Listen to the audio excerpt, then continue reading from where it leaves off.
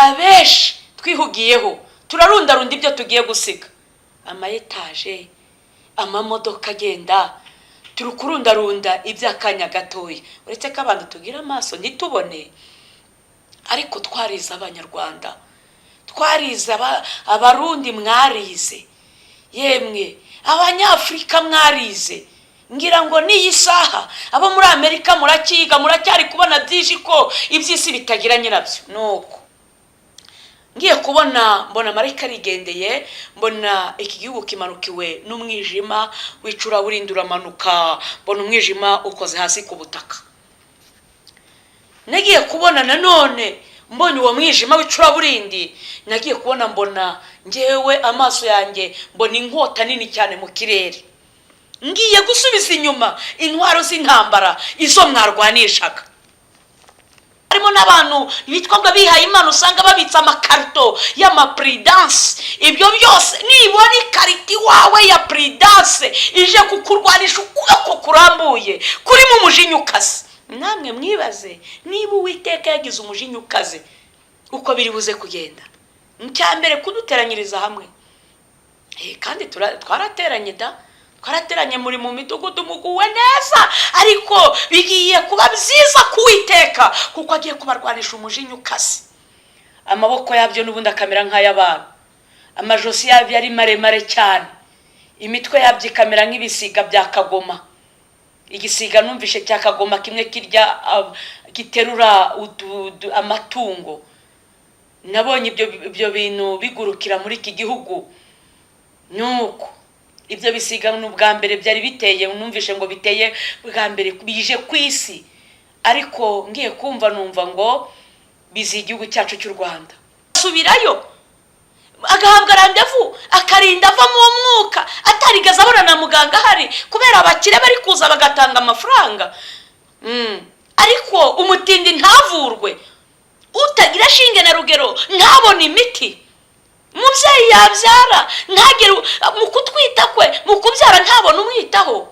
Imana irambwira ngo iciye mu bigo by'amavuriro iraje. Mugiye kubona Imana yanyeretse abagore, mbabwirwe ngo nongere subire muri ubu butumwa nigeze kubuvuga, k'abagore Imana igiye kubohereza umuyaga w'agashyururu.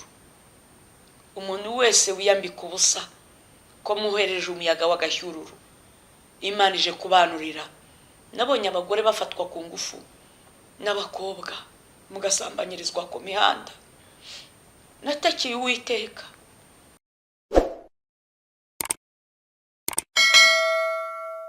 Banje kugushima ko ari wowe wemeye ko nongera kugaruka kugira ngo Data mwiza wo mu ijuru mbi igikoresho wikorere imbere y'ubwiza bwawe. Ntacyo mvuze rwose, ndagayitse mu maso yawe, ariko kuko ushimye ko nongera kuba igikoresho nk'impanda nk'abakanwa kawe ukivugira, wemere Kristo ubutumwa ngiye kuvuga ntaba ari njye ahubwo aba ari wowe gusa wivugira Kristo, kugira ngo uburire abatuye isi abaza kumva ubutumwa bose bugira abo bakura bugira naho bubageza.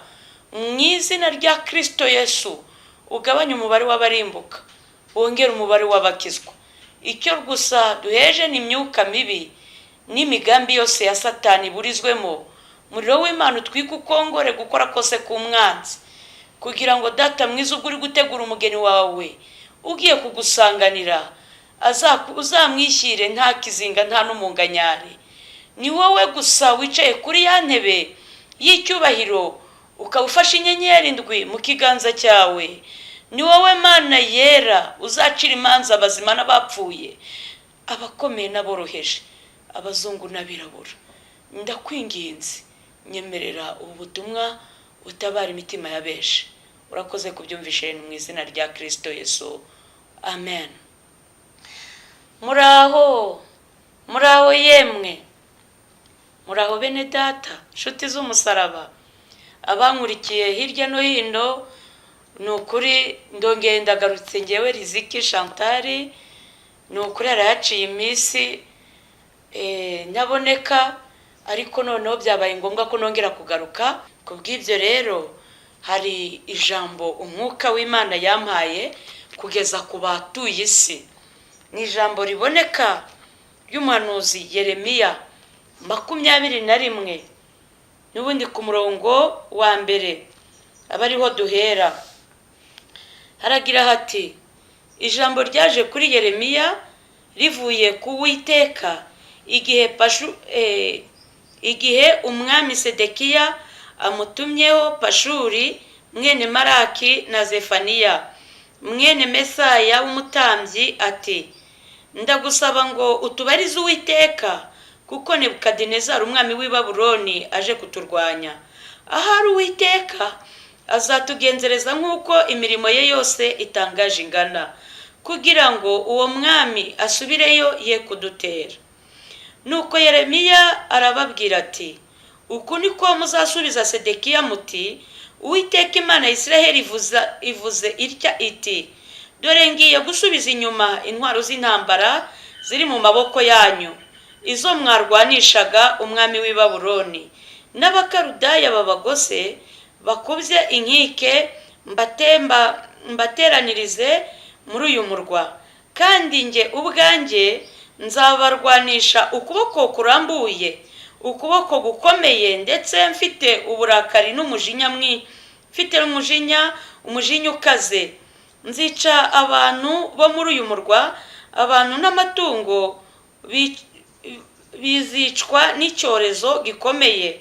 Kandi hanyuma y'ibyo, niko Uwiteka avuga, Sedekiya umwami w'Abayuda n'abagaragu be na rubanda ndetse n'abasigaye muri uyu murwa bose barokotse icyo cyorezo n'inkota n'inzara, nzabagabiza Nebukadinezari umwami w'i Babuloni n'ababisha babo n'abahiga ubugingo bwabo, kandi bazica inkota.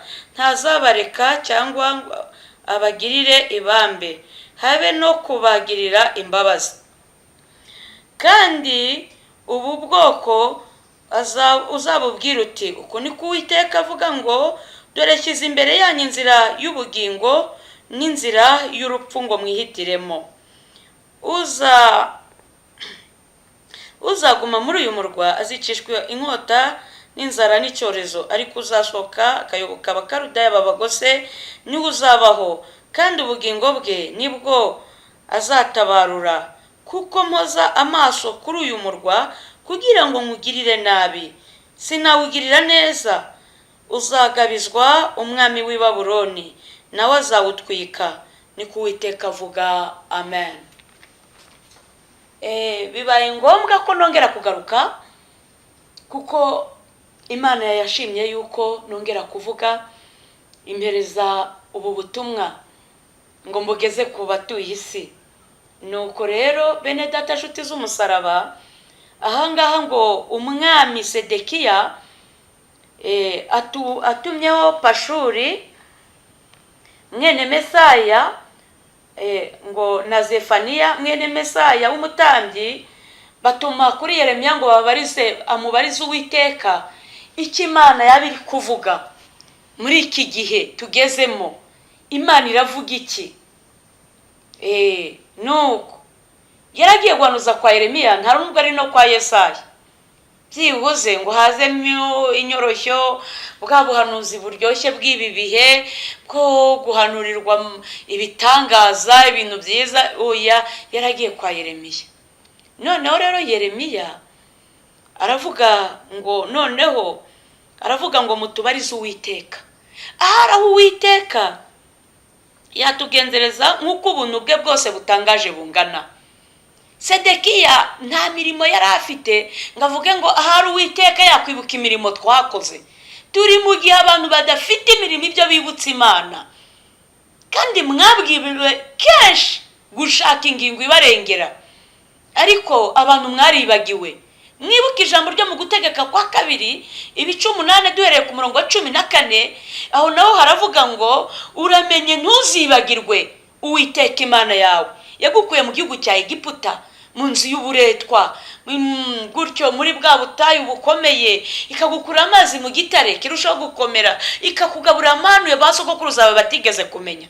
uramenye ntuzibagirwe. Impamvu Imana itubuza kwibagirwa ibigira ngo twibuke aho twavuye, tubashe gukora ibyiza twe gukora ibibi. Ariko turi mu gihe abantu bibagiwe Imana. Ni ukuri mwibuke imihigo mwari mwarahize.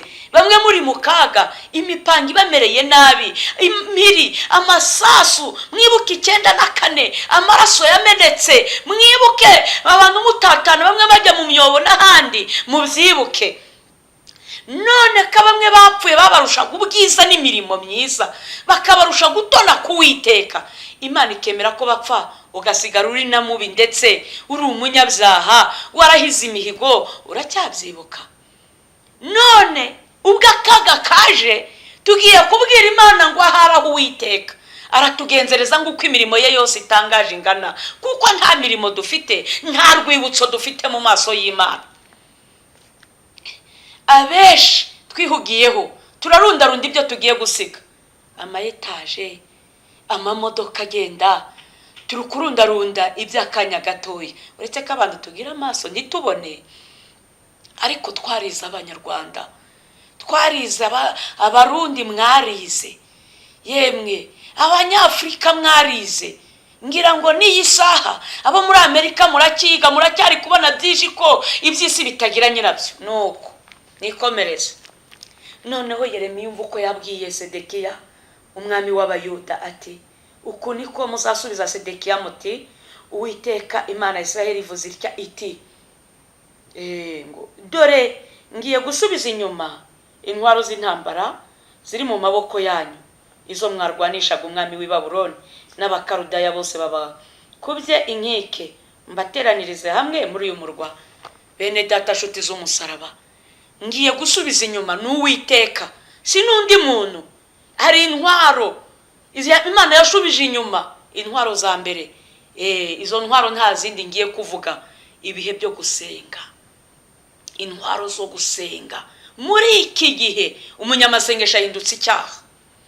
Habe no yaba hanze mu buzima busanzwe, mu itorero umunyamasengesho ntagihabwa agaciro. Ngira ngo n'abayobozi bamwe mu bashumba bamwe na bamwe ntibagishyigikira abanyamasengesho, cyane cyane gufata bya bihe tugasenga twiyirije ubusa. Izo zari intwaro z'intambara mu rwego rwa Gikristo za Pentekote, zari intwaro zakumiraga byinshi, ndetse no hanze no ku gihugu zagiriraga umumaro itorero, zikagirira umumaro nabo hanze abapagani.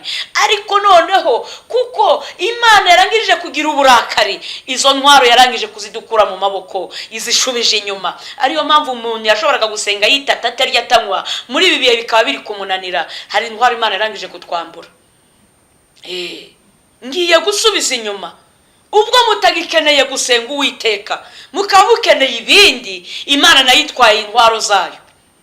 Aha nabonye marayika ahagaze mu kirere cy'iki gihugu, mu gihugu cy'u Rwanda, mbona akusanyije amasengesho y'abera, yamuzengurutseho nk'ibiziriko by'imigozi. Mbona hirya no hino mu gihugu, hirya no hino, mbona amasengesho yabera ameze nk'ibiziriko, aramuzengurutse ageze mu ijosi. Mbona marayika aragurutse aragiye, ariko mbere yuko agenda aravuga ngo birarangiye, ntihandi masengesho yongera kwakirwa. Ngiye kubona mbona marayika arigendeye, mbona iki gihugu kimanukiwe n'umwijima wicura burindura amanuka, mbona umwijima ukoze hasi ku butaka.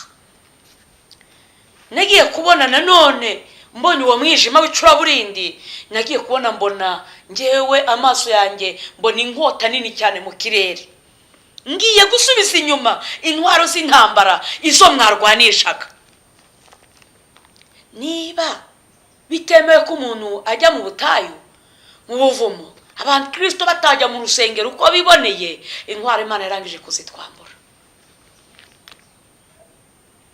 Ni ukuvuga ngo nta ngingo ihari y'ubutabazi mwarwanishaga, ngo kandi njye ubwanjye nzabarwanisha ukuboko, nimara kuzitwambura giduteraniriza hamwe muri uyu murwa.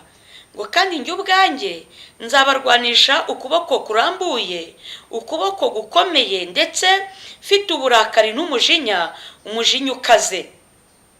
Bene data, nzabarwanisha ukuboko kurambuye, n'Uwiteka ubivuze, ndetse ukuboko kurimo umujinya, umujinya ukaze. bene data nshuti z'umusaraba, bantu b'Imana, hari umujinya. Iyo umuntu yagize umujinya, ngira ngo nta kintu cyapfa kumukuraho ubwo burakari. Umujinya utera gufata ibyemezo byinshi. Umujinya, noneho umujinya ukaze, muzacunga aba bantu bari kwicana, umugore akica umugabo, umugabo akica umugore, haba habayemo kugira umujinya, ndetse umujinya ukaze. Umujinya ukaze bijya bituma umumama yibuka yakubise umwana we w'agahinja, akabeba akagakubita urushyi, yakibagirwa karakana, ukibuka mukubise urushyi wenda ngo nuko amurumye, wenda umwana kubw'ibihanga atangiye kumera amenyo kuko ari kumurya kuntu, akibuka yarumye mama we atari uko amwanze, ariko nyina akava mu rushyi kubera umujinya ukaze, akakubita ako kabebe atakagiriye imbabazi. Umujinya ukaze ujya usenya ingo. Umujinya ukaze ujya utuma twicana, sinabona uko mbivuga, ujya utuma abantu barugana. Umujinya ukaze ujya utuma abantu bahimbirana ibintu by'amadosiye bikomeye. None rero Imana nayigize umujinya ngo nzabarwanisha ukuboko kwanjye kurambuye. Bene data, niba ari muri uyu murwa tubare kwihagaze, wenda ndatanga ingero zahondi, ni urugero. Niba ihagaze Igisenyi cyangwa igahagarara i Kigali, ikabona umutinganyi Butare, ngo nuko iri kurwanira i Kigali, uwo mutinganyi n'ukuboko kurambuye iragusingira, nta satima zirimo. Nibona umucuraguzi ikabona umurozi Kibungo, ikamubona mu Mutara, dore barwanishije mu Bugesera. Yaba bapfumu harimo abarangije kuvuga ngo ni ibyamamare mu bupfumu, dore Imana ibarwanishije umujinya ukaze. Waba uri pasiteri, waba uri padiri cyangwa musenyeri, uri we wese ikagusanga mu busambanyi, dore ko harimo n'abantu bitwa ngo bihaye Imana usanga babitsa amakarito y'amapuridanse. Ibyo byose nibona ikariti wawe ya puridanse ije kukurwanisha ukuboko kurambuye kuri mu mujinya ukaze. Namwe mwibaze, niba Uwiteka yagize umujinya ukaze, uko biri buze kugenda. Ncyambere kuduteranyiriza hamwe, kandi twarateranye da, twarateranye muri mu midugudu muguwe neza, ariko bigiye kuba byiza ku Uwiteka kuko agiye kubarwanisha umujinya ukaze. None atabarwanisha umujinya ukaze, ko nagiye kubona muri iyi minsi, ubwo narindi kuvuga nabonye byinshi. Ubwo nabonye ngera no kwa muganga, ngabona abaganga bafite inkota zicana, bari kwica abana. Umuntu uje gukuramo inda muri guhitamo umufangurizanya vuba vuba. Nagiye kubona mbona amatuwarete yuzuyemo abana bari kuririramo. Uretse ako ngako ndaza kubabwira ubwo butumwa kuko nari cyo nabihaweho. Nagiye kubona ngabona abagore uje kubyara, kuko atemeye wenda ko mumuringaniriza, uwo bakamureka ati nushaka upfe, ariko uje gukuramo inda yo muramwakirana urugwiro. Nabonye abaganga bafite inkota zicana. Ibi bitumye Imana ica no mu bitaro kwa muganga. Yemwe ba dogiteri, Imana iraje ndetse irwanishije ukuboko kurambuye kuri mu umujinya ukaze.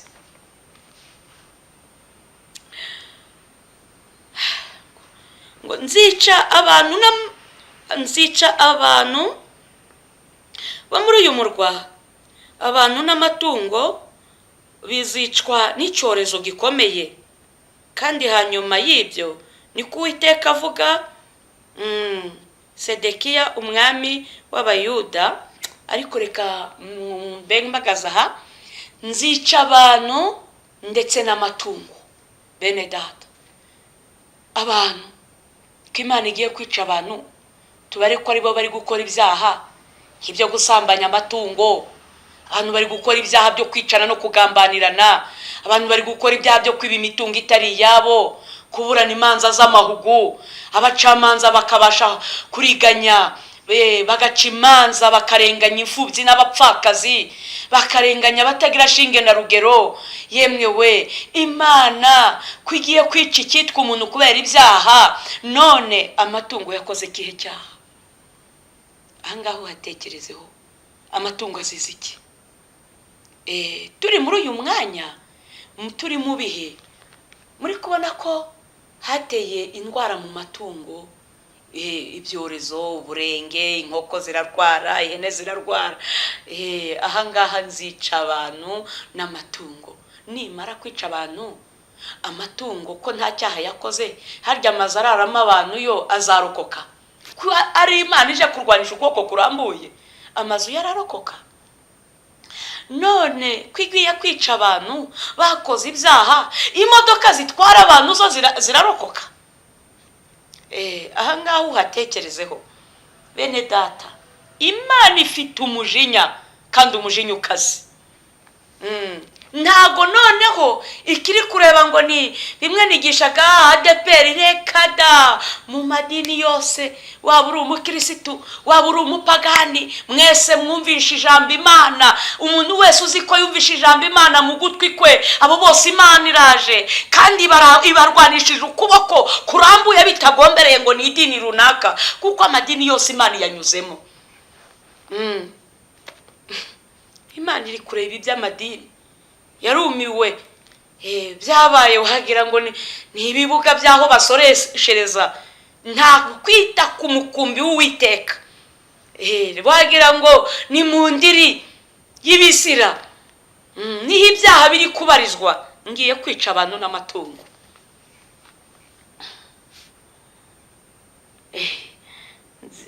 Ahangaha ngo abantu n'amatungo bizicwa n'icyorezo gikomeye.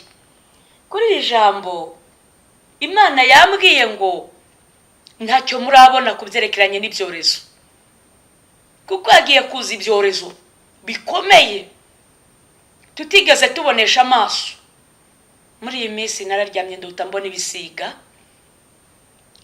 bimeze bijya kumera nk'imisambi, amaguru yabyo akamera nk'ay'abantu, amaboko yabyo n'ubundi akamera nk'ay'abantu, amajosi yabyo ari maremare cyane, imitwe yabyo ikamera nk'ibisiga bya kagoma.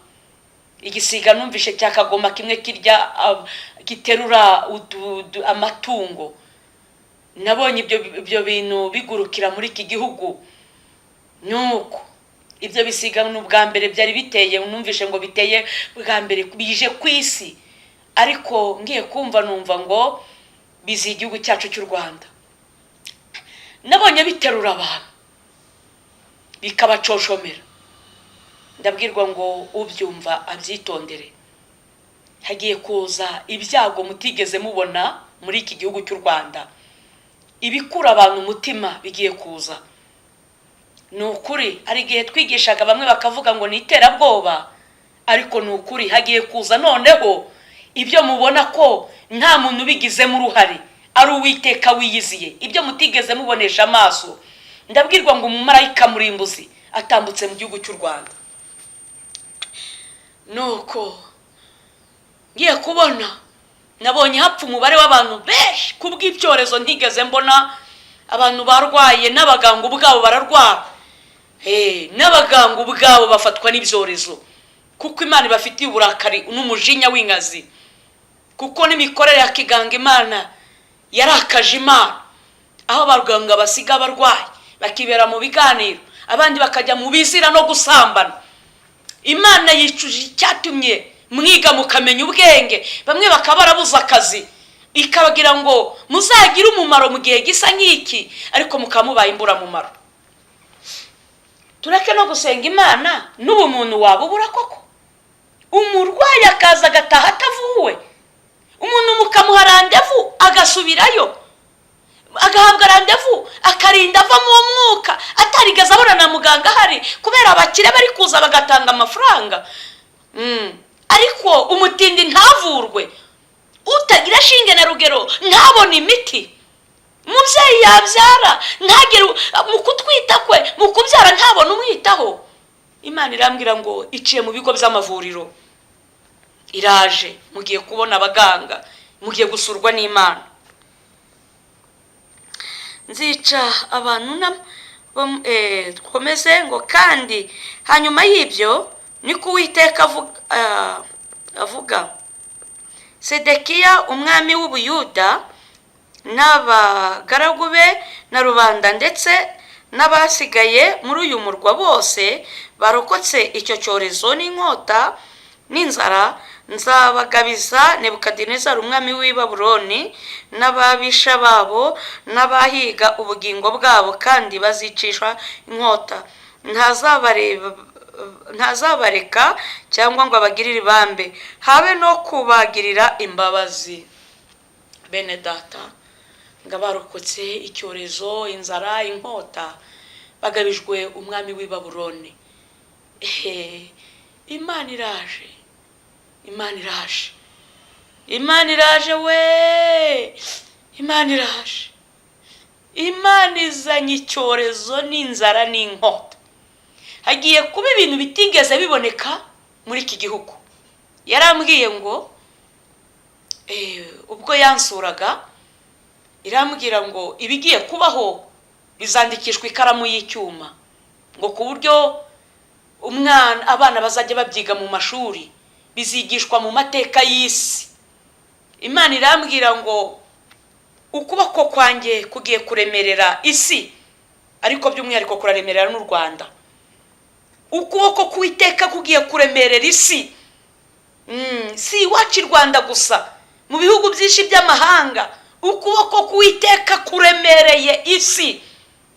Bigeze iwacu i Rwanda. Imana irambwira ngo uko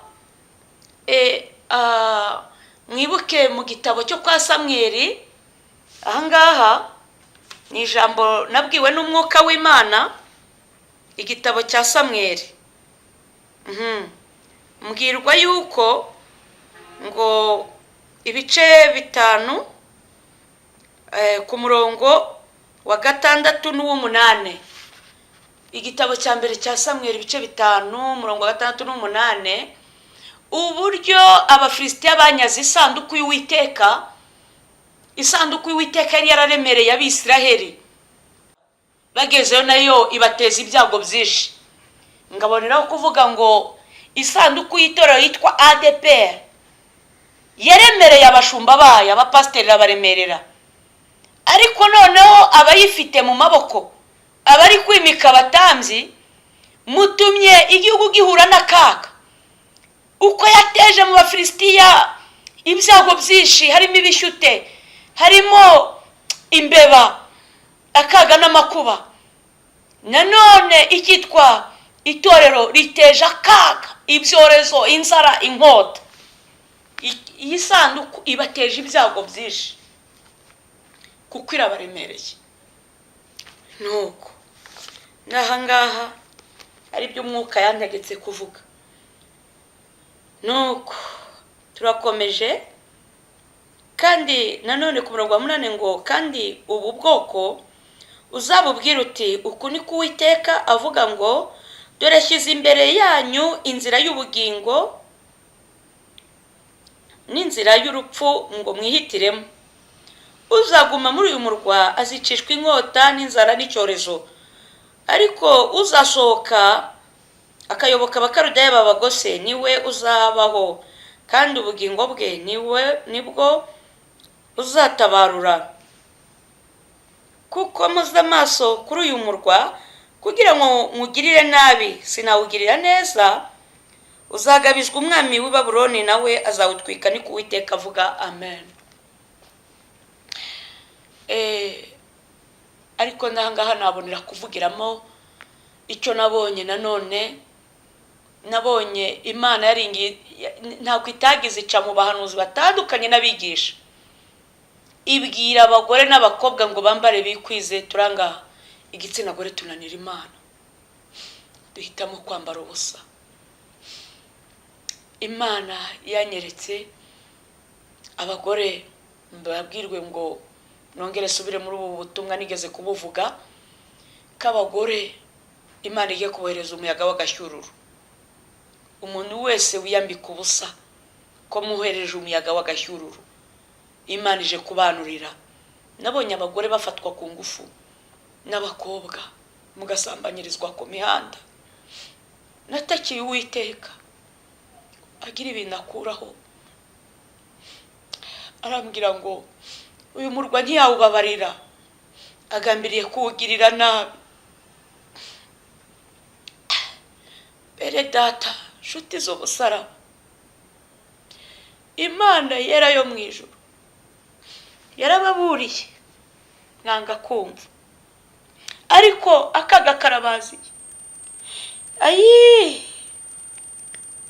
Bagore mwanze kumvira Imana, yemwe bakobwa, yemwe abirirwa mukuramo n'inda, abana buzuye mu matuwarete bari kutakiramo. Dore Uwiteka bakuyeho ukuboko kwe, kuko yagambiriye kubagirira nabi bifatika. Nuko ndabwirwa ngo mbabwire ngo uyu murwa ntari buwugirire imbabazi, ngo nimwihitiremo. Ndi kuri aka kantu nongeye kwibuka ijambo nabwiwe ryo mu Byahishuwe ibice 13 umurongo wa 14 kugeza kwa 18 kubyerekeranye n'ikimenyetso by'ibi turi kumva hirya no hino ngo ni microchip kirigizwe n'uyu mubare 666.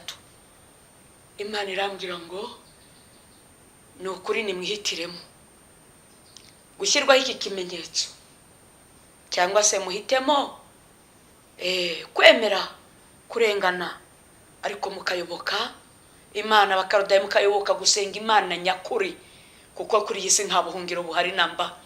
Ntabwo nabonye mbere abantu bahunga za Kongo na hehe, ariko urupfu rubasangayo. Bajya za Amerika, ibyago birahabasanga. Nta buhungiro buhari uretse muri Kristo.